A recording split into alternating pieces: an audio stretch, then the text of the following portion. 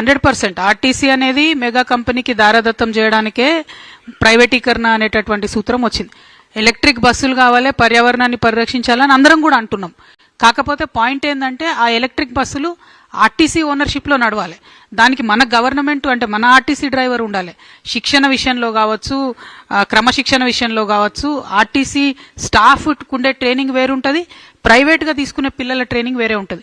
ఇప్పుడు ఆ ఎలక్ట్రిక్ బస్సులు పెట్టి అవుట్ సోర్సింగ్ పెట్టి కండక్టర్ డ్యూటీ కూడా డ్రైవరే చేసే పరిస్థితి వస్తున్నది.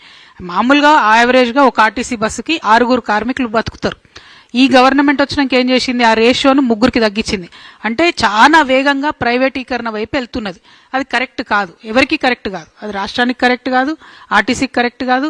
పర్యావరణాన్ని సరిచేయాలనుకుంటే మన ఓనర్షిప్ అనేటటువంటిది ఎలక్ట్రిక్ బస్సులది గవర్నమెంట్ దగ్గర ఉండాలి. ఎందుకు అద్దెకు తీసుకుంటున్నారు?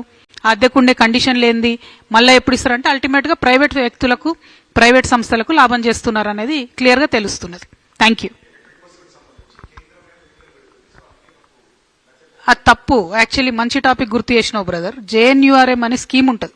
దాంట్లో ఒక్కొక్క బస్సుకు 36 లక్షలు గ్రాంట్ వస్తుంది. ఈ రాష్ట్ర ప్రభుత్వం వచ్చిన తర్వాత, బీఆర్ఎస్ ప్రభుత్వం ఉన్నప్పుడు గ్రాంట్ రిలీజ్ చేసింది. ఈ ప్రభుత్వం వచ్చిన తర్వాత ఏదైతే కేంద్రం నుండి గ్రాంట్ వస్తుందో వీళ్ళు ఆర్టీసీకి ఇస్తలేరు. నేను అందుకే శ్వేతపత్రం రిలీజ్ చేయమని చెప్తున్నా.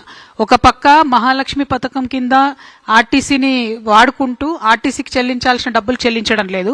రెండవది, కేంద్రం నుంచి వచ్చేటటువంటి గ్రాంట్స్ ఏవైతే ఉంటాయో అవి ఆర్టీసీకి రాకుండా చేస్తూ ఉన్నారు.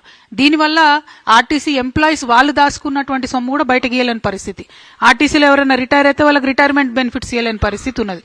సో ఆ కేంద్రం నుండి వచ్చే నిధులు ఖచ్చితంగా ఆర్టీసీకే